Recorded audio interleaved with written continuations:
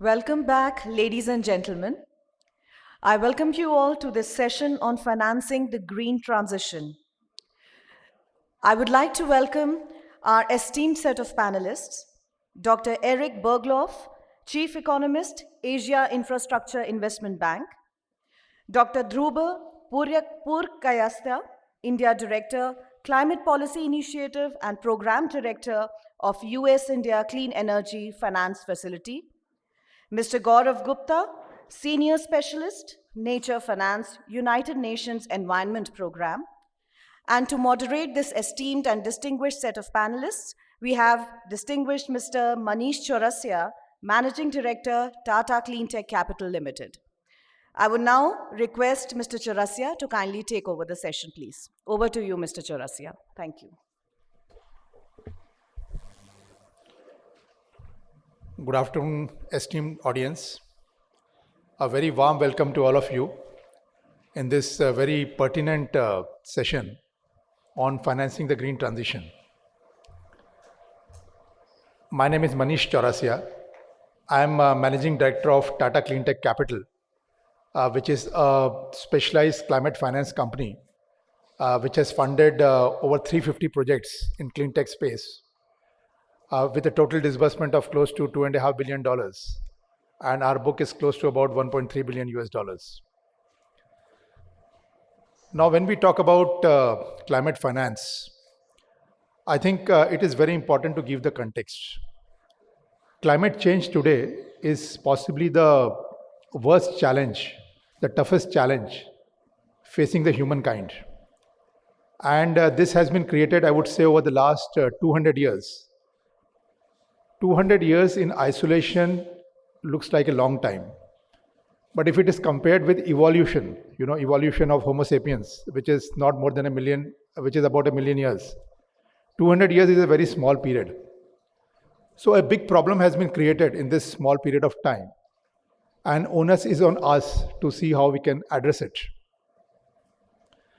When we talk about this whole challenge, I think there are 3 important dimensions on which we all have to work to really make a difference. First dimension is clearly the technology. And I'm happy to say that as far as technology is concerned, humankind has made a lot of progress.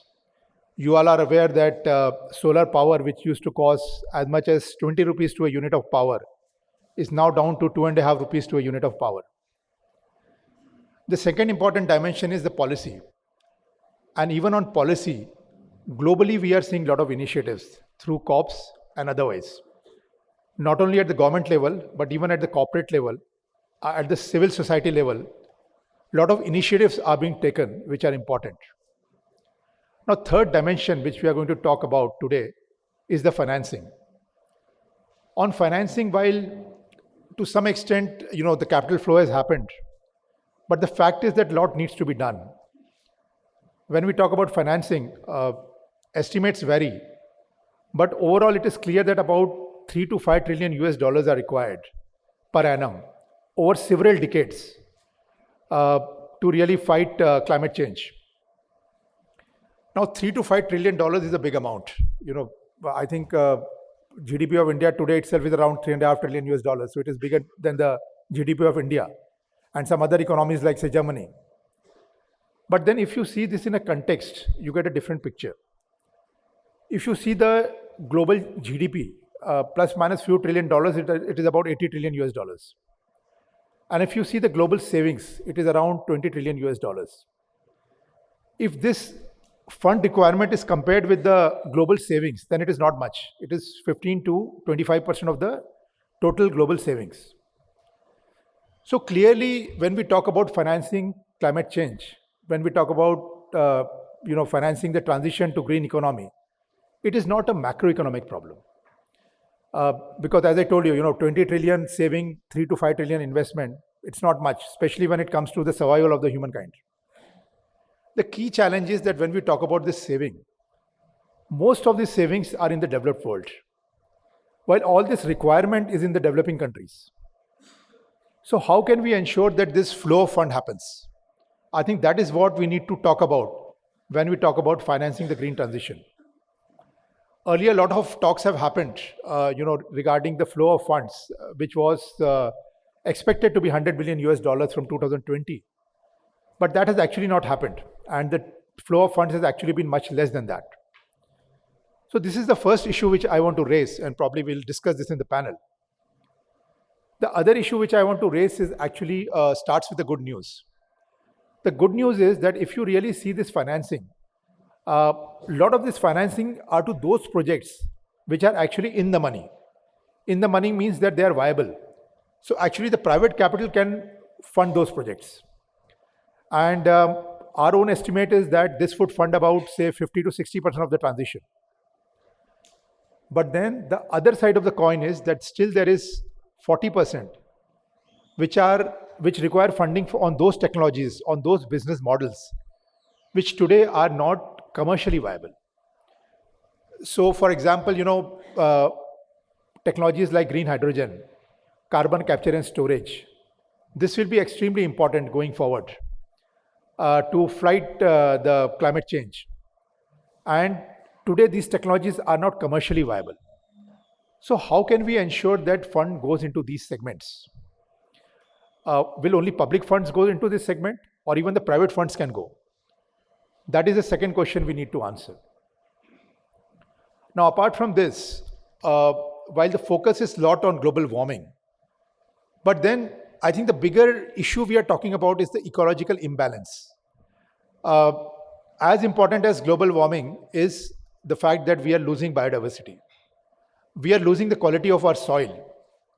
So how can we ensure that financing can go into these important segments, which are very important? So this is the second important point I would say, or rather third important point. Now today, if suppose, some kind of a wonder happens and all the power generation is green, even then, unfortunately, so much carbon dioxide and other gases have been already injected in the atmosphere that we are bound to see a rise in temperature, which perhaps will be more than 1.5 degrees centigrade. So how can we adapt to the climate change? And how can we finance it? That's also a very important point. Last but not the least, when we talk about investments, it is not just about the implementation of project. It is also about supply chain.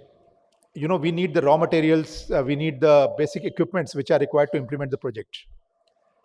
Now, today, unfortunately, most of this supply chain is concentrated in very few geopolitical areas. How can we ensure that this can be more democratized so that the transition happens in a smoothless way? How can the financing be arranged for that? I think these are some very important questions when it comes to financing the green transition. And I'm very happy to say that today we have a stellar panel which are expert in this field. And it's my honor to introduce you to the panel. And this panel will try to answer these questions.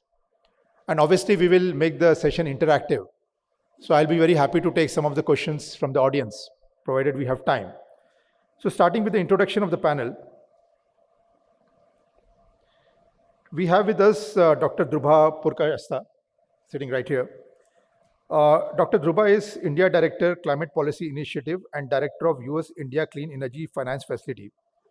Dr. Purkayastha comes with over 20 years of experience, and his expertise lies in management consulting, investment banking, credit rating, international development financing in Asian countries. In addition to his role at CPI, he is a guest faculty at leading business schools in India. Dr. Dhruba also advises a wide range of government and public sector institutions, banks and financial institutions, multilateral institutions, regulators in areas of policy and institutional banking.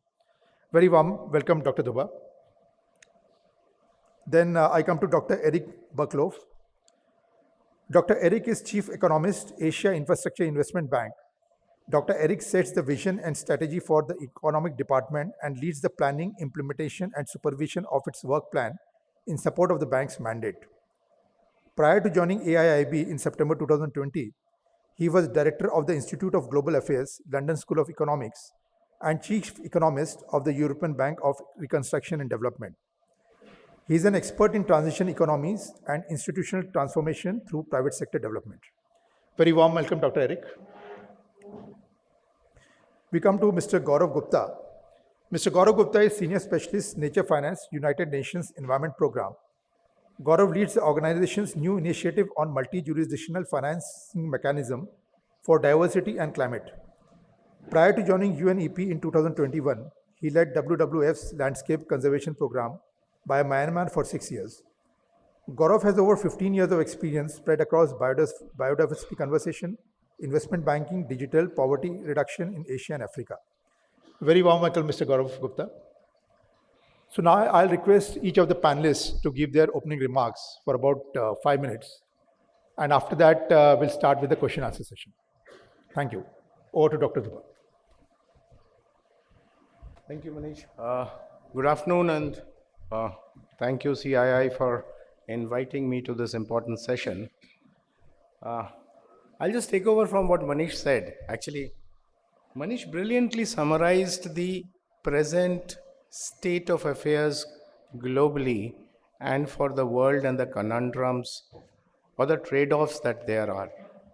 But just getting back to what Manish sort of ended at saying investments are required in emerging countries and not in OECD countries, and investments have to be shifted. But before that, let me just articulate this overall problem of what we are facing as far as climate is concerned. Yes, 200 years is a small speck of time in Homo sapien evolution, and it did start. The recognition probably started at the Earth Summit in Rio, got captured in the Kyoto Agreement in 97, and that ran for a certain period of time before it actually gathered steam from Paris 2015, and here we are talking in 2022, when there is an increasing recognition. And this is what science sort of tells us. To start with, the science tells us, I'm not a scientist, so I believe what IPCC says is my usual caveat. And therefore, we have a short time. We have a short time, a window till maybe 2032 to bend the curve of CO2 emissions. So bending the curve of CO2 emissions is what we need to do within a short span of time, and there is a longer term horizon. But what is the issue here? The issue is, in very simple terms, is to think about it's a problem of stock, and I think Manish also alluded to this at some point of time.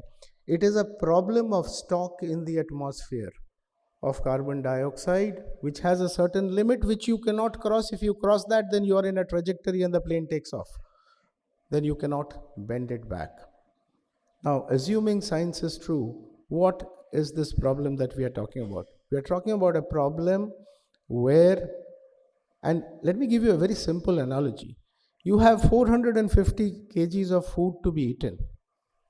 We have already eaten 400 of that, and we are now fighting over who eats that balance 50.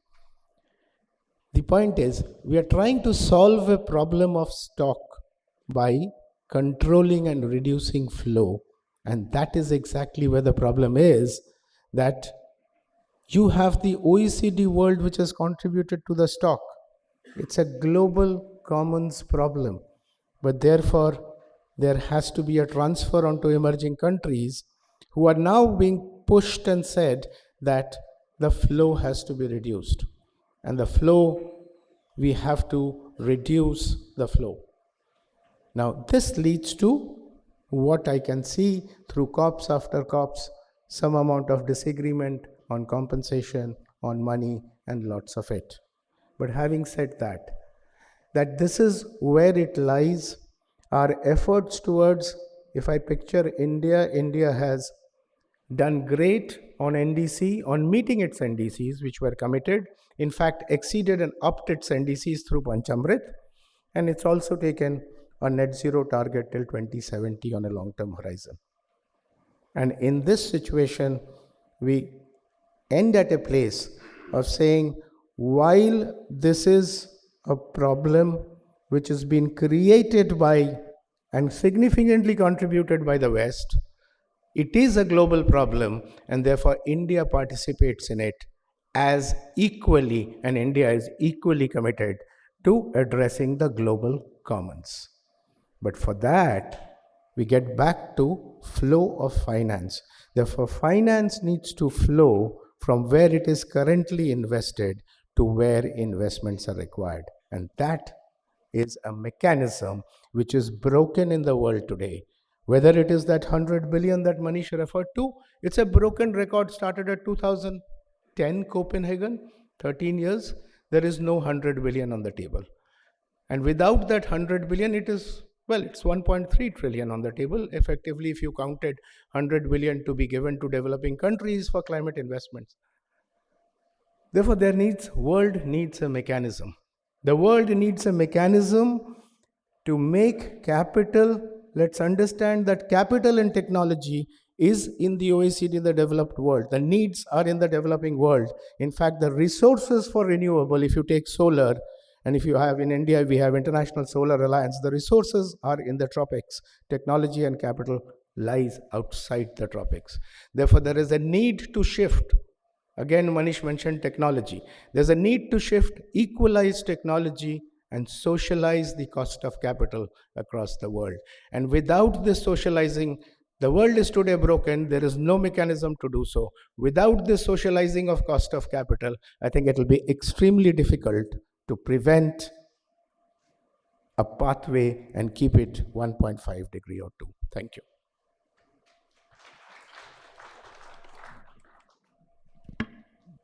Dr. Eric.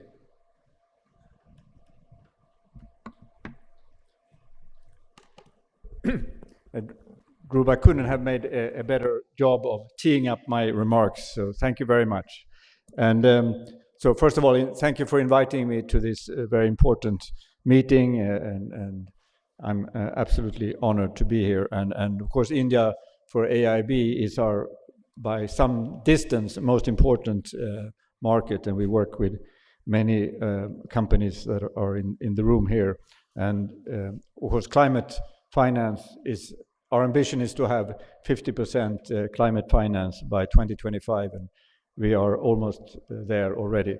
So I was going to talk exactly, start exactly where Dhruba kind of ended, where, so I think he's absolutely right. This is the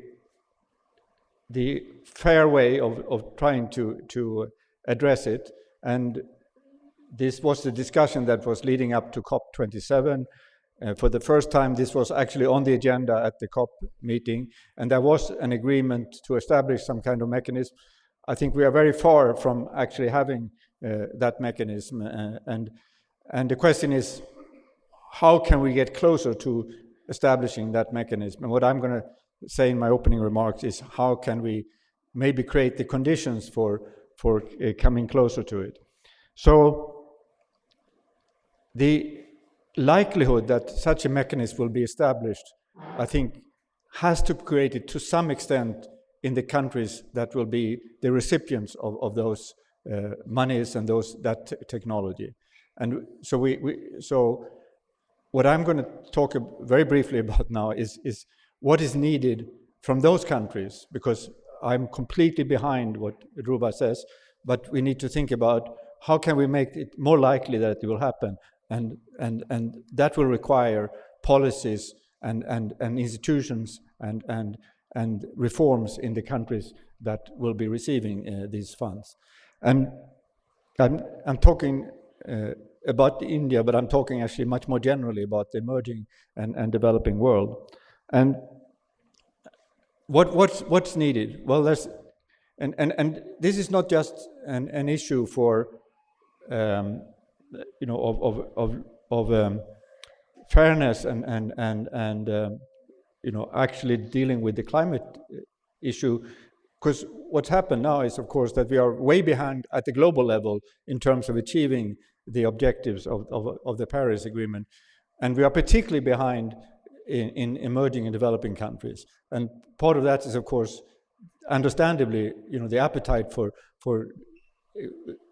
the race for net zero is not as strong in emerging and developing world for some of the reasons that were raised, but also because the issues in terms of social appetite for this is much less. So what does it take? Well, I think it takes, first of all, a commitment in countries, and I think India has gone ahead and declared, 2070 a net zero target. That's an important statement, and I think it is something that is a sort of precondition for money flowing. You have to make a statement. I think the first element of a policy then would have to be, what are we going to do in terms of building state capacity? How are we going to try to reform the state institutions that will have to decommission fossil fuels? We find, in these countries, the state-owned enterprises, state-owned financial institutions are heavily overexposed to fossil fuels. They need to go from being laggards in terms of the race to net zero to be leaders, and they need to start both engaging on decommissioning fossil fuels, but also engaging in renewables, also engaging in absorbing some of those technologies that we've been talking about. They need to engage with the private sector in creating the right conditions to get the best out of the private sector. It's about capital that we talked about, but it's even more about skills, about getting the experience, the dynamism out of the private sector, and also helping the private sector, helping to build state capacity to deal with the net zero transition. Getting in place a framework for absorbing these new technologies. They are quite complex, and they require changes in the energy system, and that is something that needs to be in place for us to get the full value out of renewables. I don't think it's a major issue in India, but it's a major issue in many developing countries. We need to get a commitment to carbon pricing. That's important to drive down consumption, but it's also incredibly important to drive innovation and absorption of these new technologies.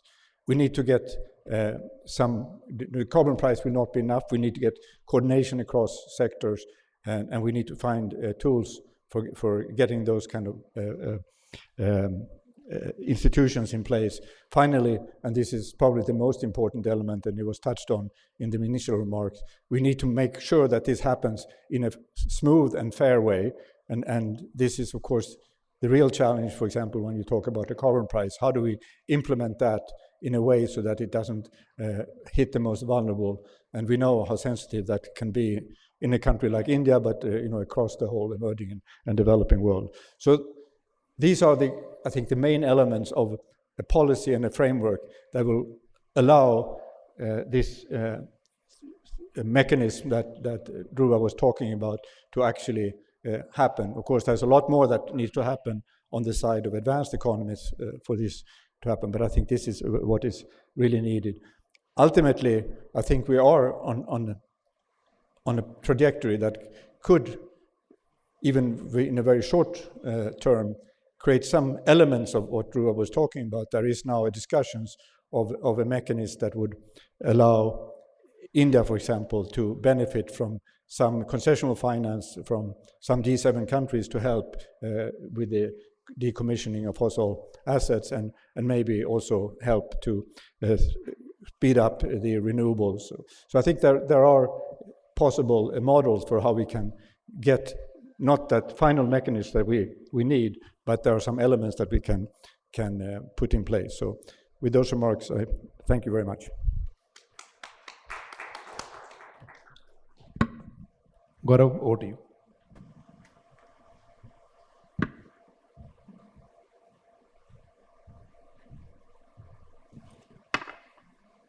Thanks. One challenge, when you speak after experts like Dhruva and Eric, is really that you don't have much to talk about. So I will just focus on two elements. One is on natural capital, and also I will talk a bit about the current state of finance as far as environment is concerned. But first, I want to thank the organizer for inviting UNEP to speak at this event. Within UNEP, my team specifically works on unlocking private financing for sustainable land use. So when we say private financing, it's not CSR corporate. It's really how we can unlock mainstream capital from institutional investors such as pension funds into nature conservation.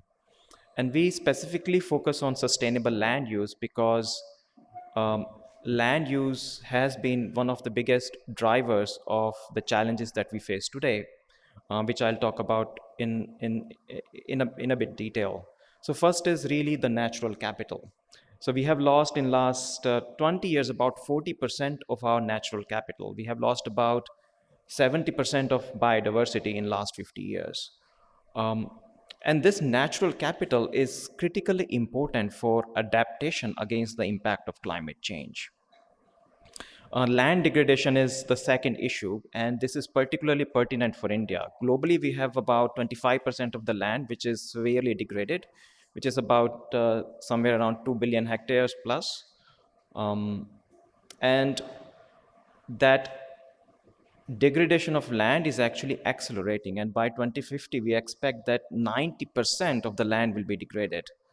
And in case of India, we stand about 30%, which is slightly more than above the global average. And in India, the main drivers have been basically the soil erosion from water and wind, as well as the loss of vegetation. In India, the loss of carbon, organic carbon content in the soil is also one issue. Globally, in terms of climate change, the agriculture, forest, and land use, it contributes to about 25% of the greenhouse gas emission. So it is significant, but not as significant as energy sector. And how these three sectors that I explained, three challenges that I explained, natural capital, biodiversity, land degradation, and greenhouse gas emission, it applies really different to different countries. When we look at LDCs, also building on to what Dhruba said, if you look at greenhouse gas emission per capita, it is about zero point 0.3, which is 100 times less than greenhouse gas emission per capita of a country like Qatar. And it is these countries, for example, Afghanistan, Sudan, Myanmar, Bangladesh, these countries which are, and also the the south eastern coastal region of India is also very vulnerable to climate change. And for these countries, the question is whether greenhouse gas emission is more important, or it is really building the resilience of the communities, and through natural capital, that's critically important. So in terms of finance, that's the second point I want to talk about.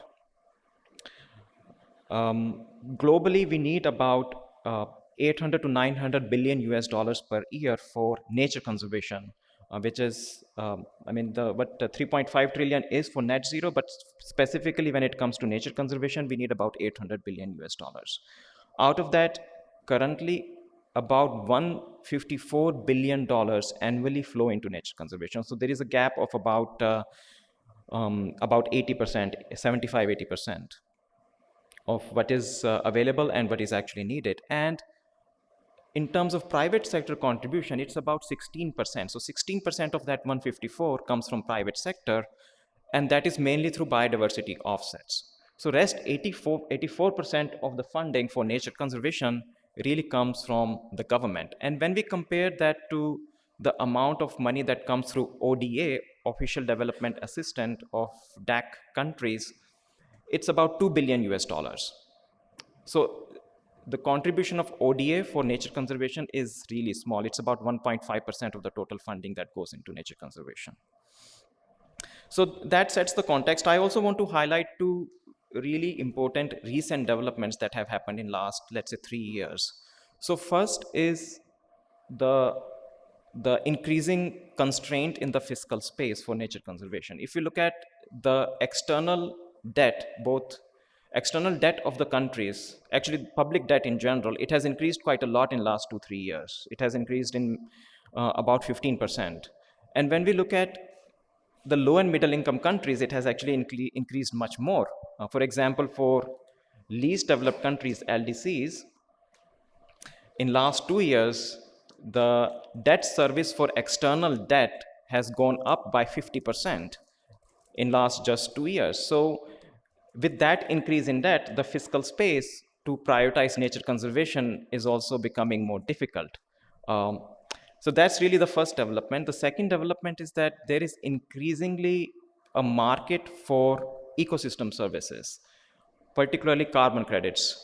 So in last 2 years, for example, in 2020, the total volume of carbon credits was around 630 million, 660, 70 million US dollars. And it has in 2021 increased to over $1 billion. And in 2022 it's expected to be somewhere between 1.5 to 2 billion dollars. So on one side, there the public financing is becoming more and more constrained, but there is an increasing potential for leveraging private capital for nature conservation. So I'll stop there and I'll happy to answer more questions. Thank you, Gaurav. Very pertinent points. So now we'll go for specific questions to the panelists. Dr. Eric, you made some very pertinent points. A lot of policy initiative needs to be taken by the government. A lot of commitment needs to be shown. Carbon pricing needs to become reality. But at the same time, while all these things are being done, probably we'll find a scenario where private capital will come in and we'll see green financing taking off. But at the same time, there are technologies. I spoke about green hydrogen. Dhruva spoke about the stock and flow aspect. Now, certain technologies we also need to take out carbon from the atmosphere, which is carbon capture and storage. These are not viable. So how can multilaterals play a role in this to ensure that money goes into these segments and eventually they become viable, as has happened in the renewable sector? Your views on that? Thank you. And first I should say that we should be humble probably about how much multilaterals can do at the very front end of this, because we are not set up to evaluate technologies that are not yet, maybe not yet even in the market, or so we have to be realistic about what we can do. But we are trying, and I think we are maybe more than some of the other multilateral development banks focused on this, because what we have seen in the infrastructure sector is that infrastructure sector is the worst sector in terms of absorbing new technology. So we spend a lot of effort on trying to think of ways in which we can be a useful partner in facilitating that absorption. And there are a few ways in which we can do so. One is that we have created a hub or a portal where we allow sort of meeting points for more traditional infrastructure companies and startups or smaller high-tech companies. I think this is also something that we would very much like to do more actively in India. We are also investing in a number of funds that are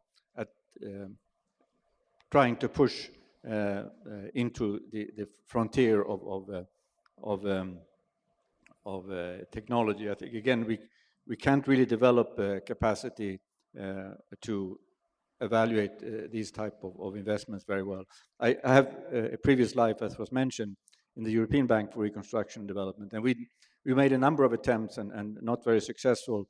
But what we did, which I think is something we can learn from, is that we created a separate investment committee that had a participant from high-tech sector in participating along with our own staff, and that was a way in which we could play that role. So I think there are ways in which we can be helpful, and we have definitely a role in trying to help facilitate also the kind of institutional setting around these technology transfers, because this is going to be absolutely essential that these technologies become available for developing country also. It has been a fantastic development in terms of bringing down the costs of renewables, but we're going to have to bring down the costs of some of the more the technologies are out there that are not yet scalable or not even maybe in the market. Green hydrogen is probably the one that for us is the most exciting. We are now joining up with several other multilaterals to try to help push that agenda in COP27. We announced this green hydrogen initiative together with a number of the main players in that sector. So yes, we can be part of this, but we should be humble about how much can we do at the sort of front end of this. Thank you. Very pertinent points. But the fact that you're involving experts, you're looking at funds, are all good initiatives, and also things like portal. I think all these initiatives will eventually help a lot in terms of development of these sectors. Now, I want to come to a different point. When we talk about financing, normally we see that most of the financing is garnered by the big groups who implement large projects.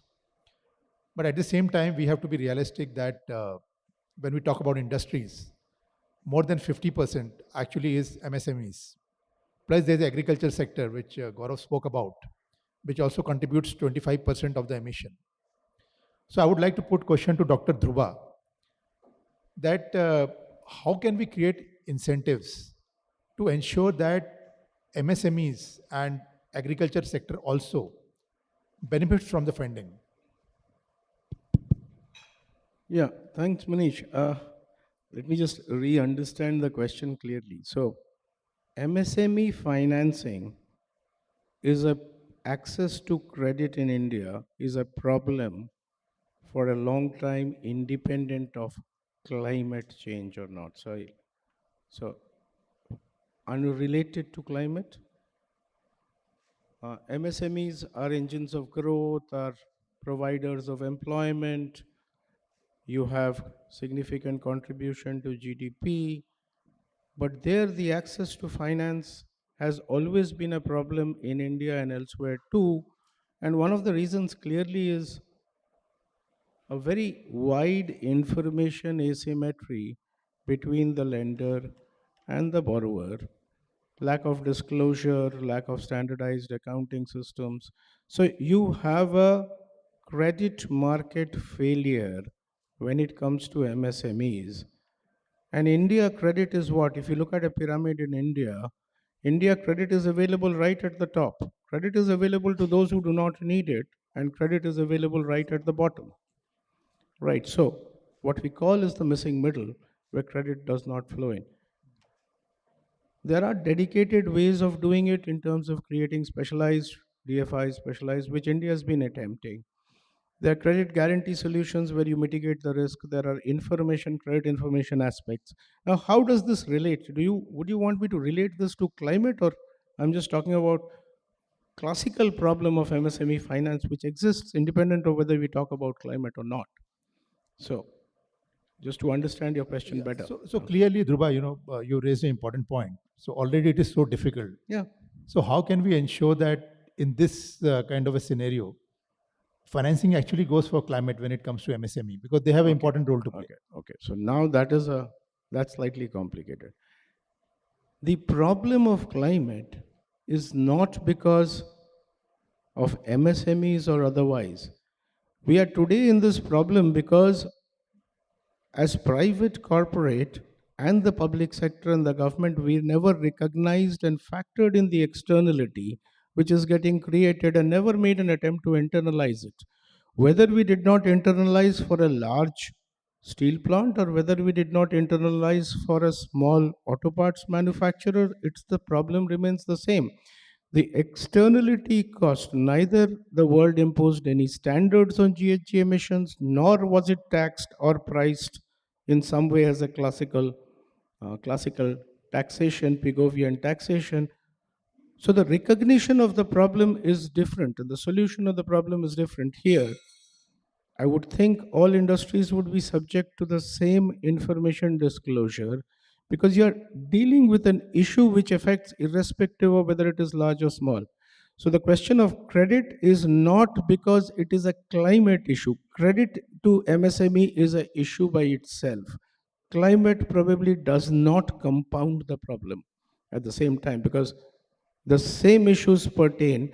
There are sectors which are hard to finance: primary healthcare, infrastructure, agriculture. So, agriculture does not work in because you don't have adequate agricultural insurance. You have Fasal Bima Yojana in India, But agricultural finance needs to also change because climate will necessarily make insurance companies, or rather a lot of potential risks and potential insurees uninsurable, because insurance is going away because you're basically having more water, more rain, more floods, more heat, more facilities coming under water, coming under physical risks and stress. So insurance is moving away.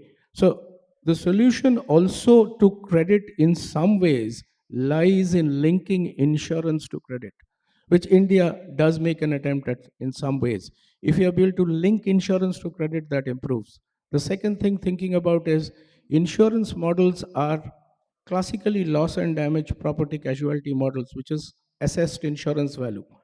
But we need to shift because current climate insurance is shifting to parametric insurance, which means if there is an event, you have to be paid $10,000, you have to be paid $10,000, irrespective of what loss. There is disaster risk financing, which I'm sure AIIB or the World Bank, they are moving with disaster. So you have a variety of protective mechanisms.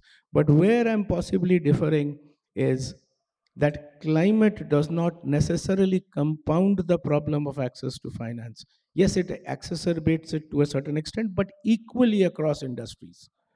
MSME access to finance has always been a problem. Some attempts are being tried. Some are getting solved, some are not getting solved. Thank you. Very pertinent point. It has always been an issue, as you rightly pointed out. Possibly with better disclosures and possibly with better supportive products like insurance, I think things can be much better in general.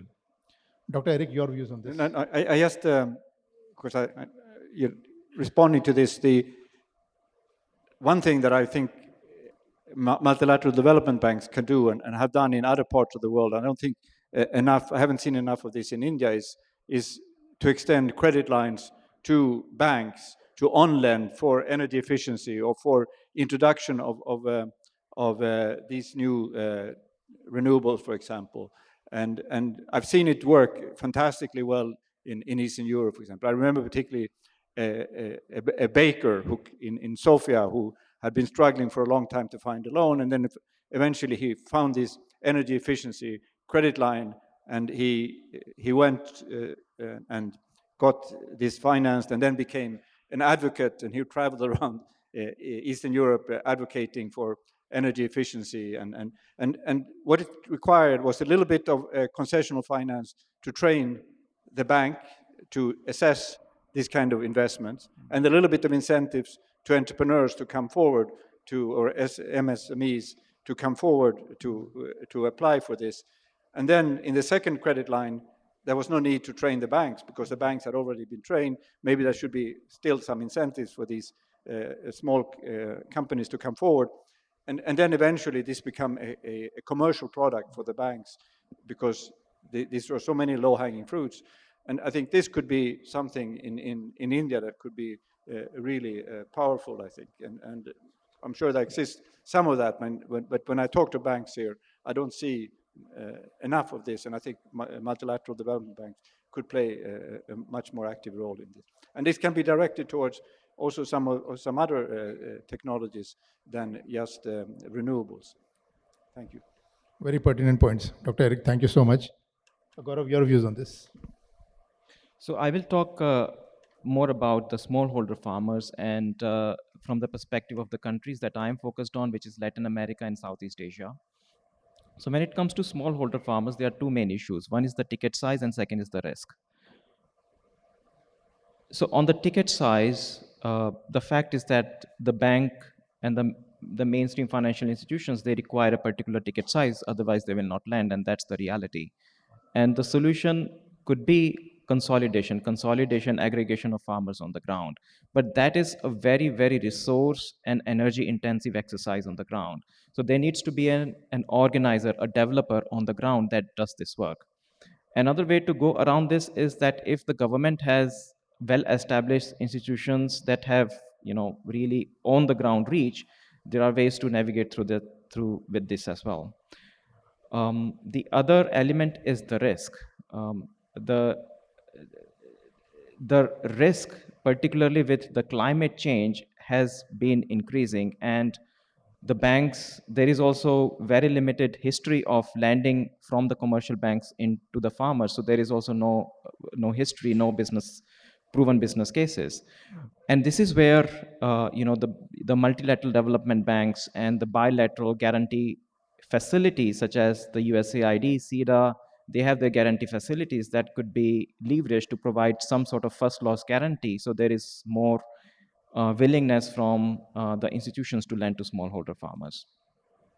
Where I see the climate angle comes in is that it can create additional incentives, for example, through carbon credits to shift the practices from high intensive, very, sorry, is high input intensive and short cycle monoculture agriculture to a more agroforest, permanent agroforest, more sustainable agroforest.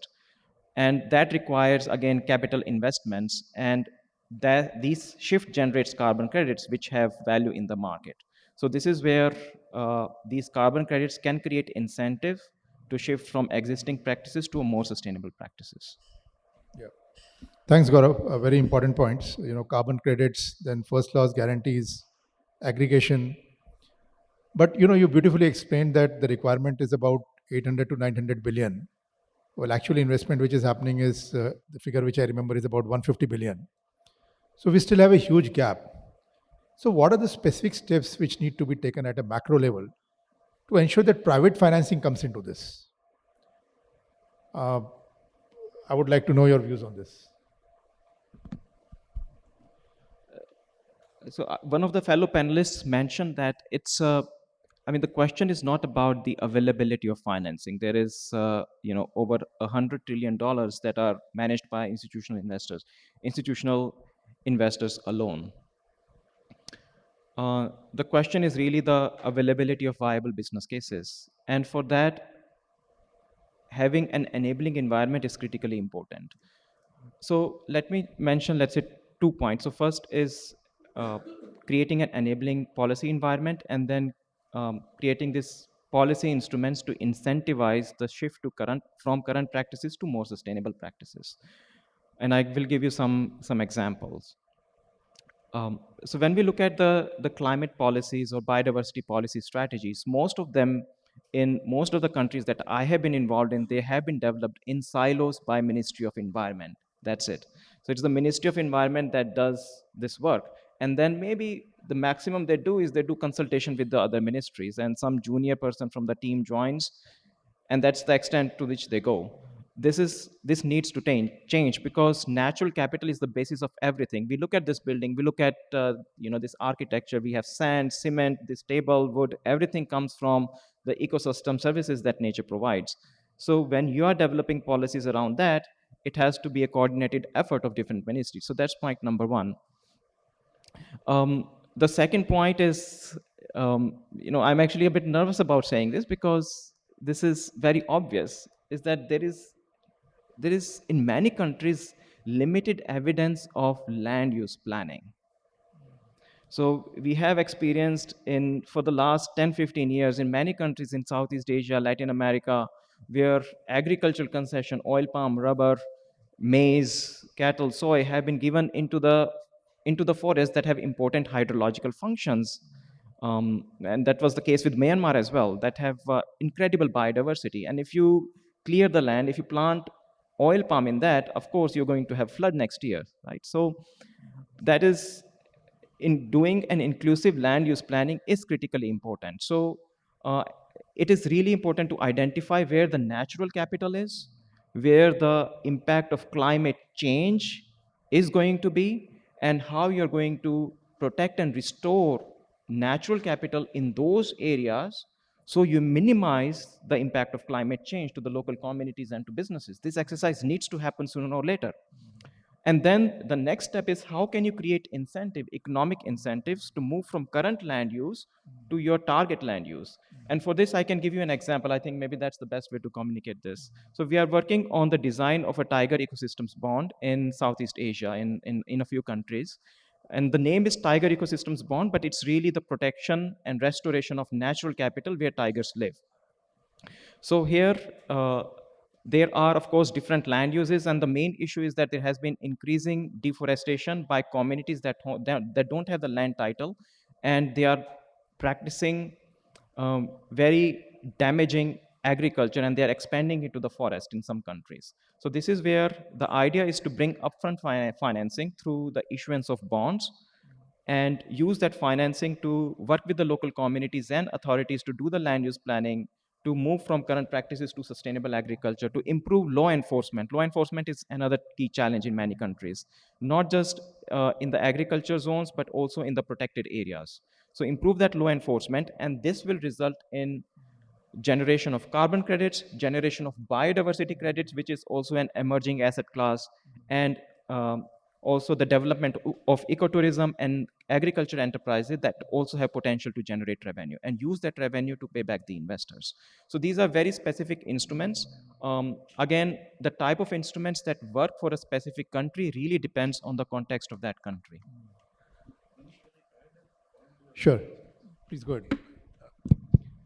You gave some numbers on the gap in climate finance, and that's where you indicated.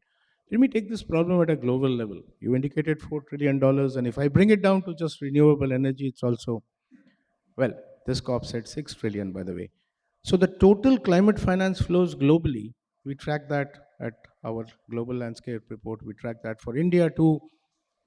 It's about 630 billion against 3 trillion is what you're talking of as far as the gap is concerned.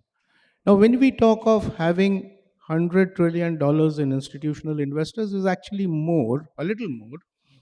You know, GFAN's signature itself brought to 130 trillion. But if you look at their portfolio, their investments in renewable across the globe is minuscule.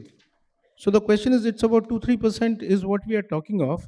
And when you look at that investments in non-OECD countries, that's also small. So whole logic here, and this is what IEA, International Energy Agency, I mean, net zero is fine, but unless you get net zero electricity, talking about net zero actually is a non-starter. So no net zero without no net zero emissions electricity. So you'll have to get the electricity clean before you do anything else. Now the investment is not happening, again the same issue. They have to be shifted, and what happens here is, if you look at price of cost of capital in non-OECD countries, and again, well-established data and references IEA, and an average it is 7x times of OECD. So if your capital, and what is renewable energy, end of the day there is no variable costs, there's no operation, there's no fuel costs. So cost of money is all that matters. So if you cannot bring down the cost of money which flows into, and Manish, you are very familiar with it. If it is India, any money coming from outside, India being a triple B minus country, you're adding 300 basis points. That's it at the starting point. Whatever capital comes in into India, it's 300 basis points costlier. Whether it's right or wrong, we can keep on debating that. But the whole crux of the problem is this has to be brought down. And this, it is not brought down, that private capital of sitting on GFAN's $130 trillion will not find its way. And this is the lacking mechanism that I'm talking of. And yes, risk mitigation, but this needs to be a risk mitigation, probably supra-sovereign at a multi-country, or at a regional level. Thank you. Thanks, Ruba. Very pertinent point. And I think our time is almost over. Probably we can take one question from the audience. Yeah, please go ahead.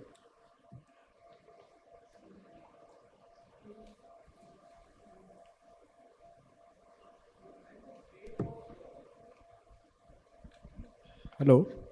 Can the state of climate proof attainable? And if yes, then what is your take in terms of economic policy reform or biodiversity or environmental policy in terms? Am I clear?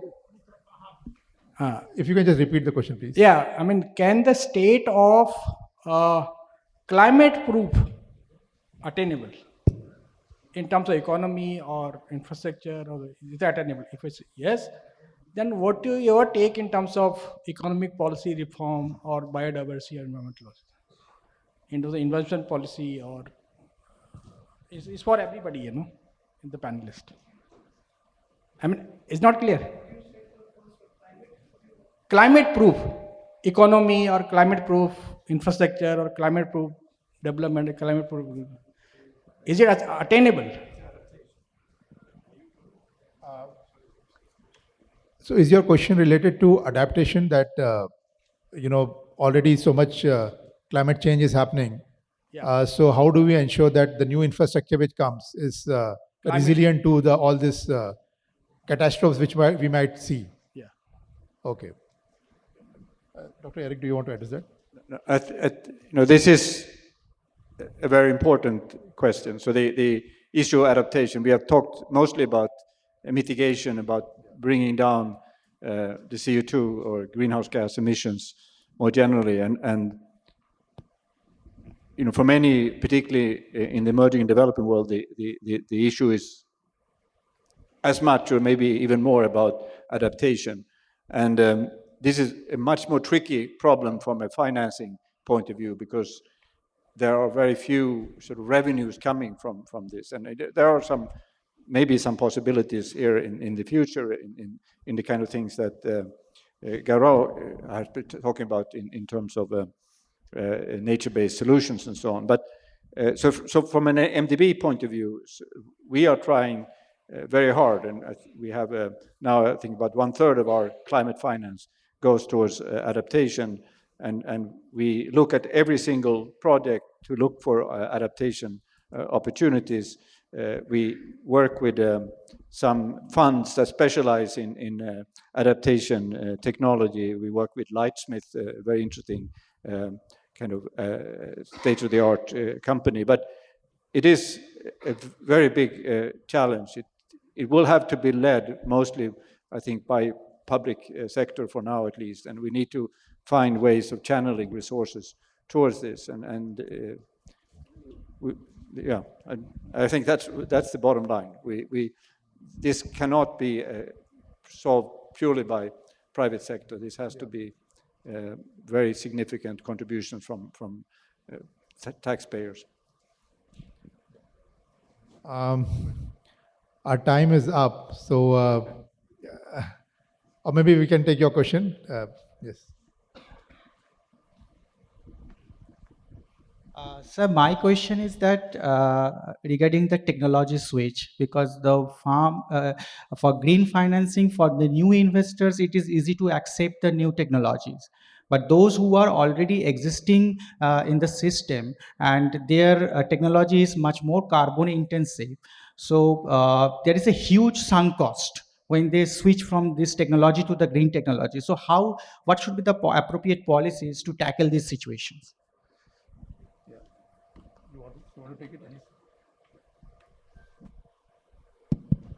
No, thanks. That's an important point. But you know what? I mean, it's a question of sunk cost which is there. There is an evolution of financing what you're thinking of as green.